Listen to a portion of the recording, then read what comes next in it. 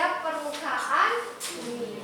Ingat pada kenapa daerah itu memiliki temperatur atau suhu yang berbeda. Salah satu faktornya kan karena posisinya bumi sama matahari. Ini matahari, ini bumi. Nah, matahari ini menyinari. Yang paling banyak mendapatkan sinar matahari yang mana? Yang posisi ini ataukah saya centang? Yang tengah. Kenapa? Iya, tegak lurus, memperolehnya lebih banyak daripada yang saya centang. Sehingga kalau kita hubungkan sama matahari ini kan dasarnya adalah kedudukan pergeseran semu matahari terhadap bumi. Maka ada tempat yang memiliki banyak sinar matahari dan ada tempat yang mendapatkan sedikit penyinaran matahari. Yang paling banyak yang mana? Nah, ini yang paling banyak adalah daerah yang tegak lurus. Sedangkan daerah utara sama selatan ini sedikit. Itu dasarnya. Kedudukan dan pergeseran matahari mempengaruhi intensitas matahari yang diterima oleh bumi. Dalam peredaran tahunannya, matahari itu bergerak ke arah utara dan selatan sejauh 23,5 derajat. Sehingga nanti akan ada istilah Tropic of Capricorn sama Tropic of Cancer. Oke, sekarang kita masih ke matahari. Lalu dikarenakan jumlah daerah mendapatkan sinar matahari yang berbeda, mengakibatkan daerah memiliki sinar matahari yang banyak dan ada daerah yang memiliki sinar matahari yang sedikit, sehingga klasifikasinya iklim matahari seperti ini. Ya. Yang paling banyak mendapatkan sinar matahari itu 23,5 derajat lintang utara sampai 23,5 derajat lintang selatan. Dinamakan iklim tropis. Maka negara-negara di antara lintang itu iklimnya tropis. Apa artinya tropis? Panas. Hot. Contohnya negara siapa? Indonesia.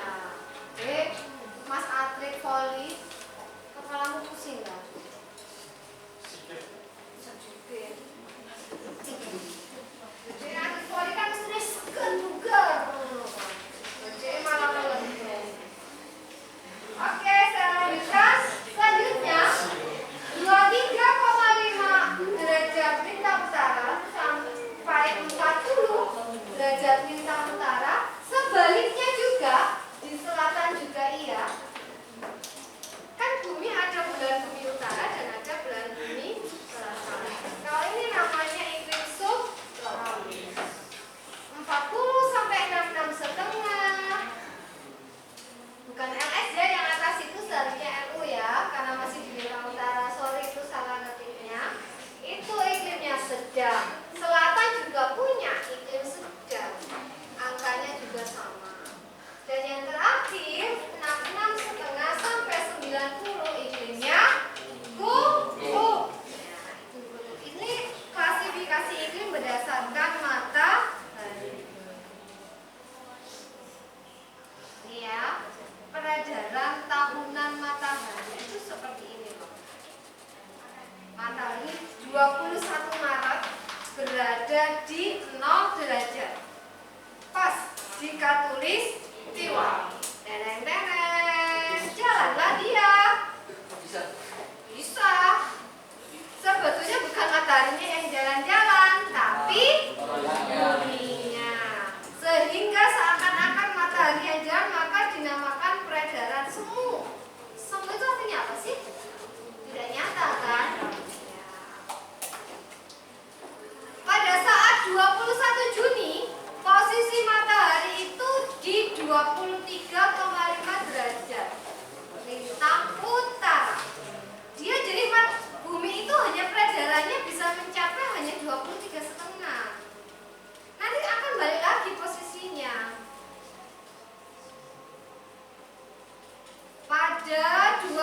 23 September, maka posisinya berada di di 0 lagi.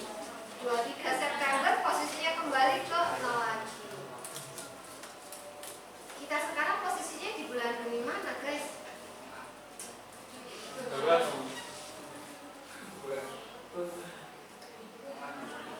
22 Desember nanti posisinya berada di 23,5. Nanti akan kembali ke 0 lagi di 21 Maret. Oke.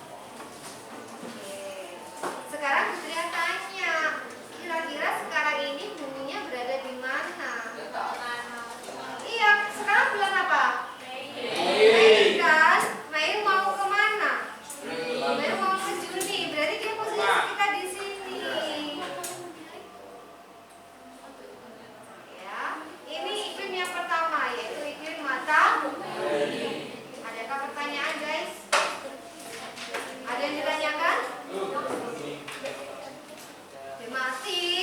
Kalau bumi berhenti berotasi ya kiamat, dia mati, tidak ada kehidupan. Misalnya. Ada lagi yang ditanyakan? Saya lanjutkan ya. Iklim yang kedua. Iklim yang kedua adalah iklim fisis. Dari kata fisis, ya, temukan dasar pembagiannya apa berarti? Fisis. Fisis. Fisis itu sama dengan fisik. Dasar pembagiannya berarti apa? Iya, berdasarkan lingkungannya. Jadi iklim fisis itu dasar pembagiannya adalah lingkungan sekitar dari wilayah itu. Contohnya Indonesia, lingkungan fisisnya apa? Apa Indonesia?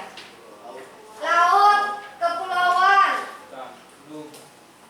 Cina, iklim fisisnya berupa apa dia? Daratan. Oke, pinter. Jadi dilihat dari dia di lingkungan kayak apa sih? Itu namanya iklim fisis. Maka akan muncul iklim gurun, berarti daerahnya berupa apa? Ada iklim maritim atau iklim laut, berarti daerahnya berupa apa? Laut. Ada iklim darat atau kontinental, berarti iklimnya berupa apa lingkungannya? Darat. Oke. Jadi iklim fisis itu kita lihat ada pengaruhnya lautan, ada darat yang luas, ada relief muka bumi, ada faktor angin juga, ada faktor curah hujan dan lain-lain.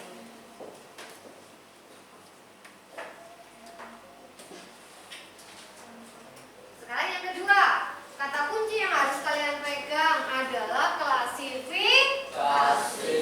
klasifikasi iklim fisis. Ada iklim apa saja? Ada iklim darat, berarti lingkungannya dia berupa apa? Daratan, oke. Yang kedua ada iklim apa klasifikasinya? Iklim maritim, berarti lingkungannya berupa apa? Laut, good. Ada iklim darat, lingkungannya berupa apa? Ada iklim apa lagi? Gunung, berupa apa? Ada iklim apa? Oke. Jadi itu. Sekarang pertanyaannya, siapa yang bisa angkat tangan? Indonesia kita tercinta, berdasarkan iklim fisis, dia iklim apa? Ayo angkat tangan. Ya.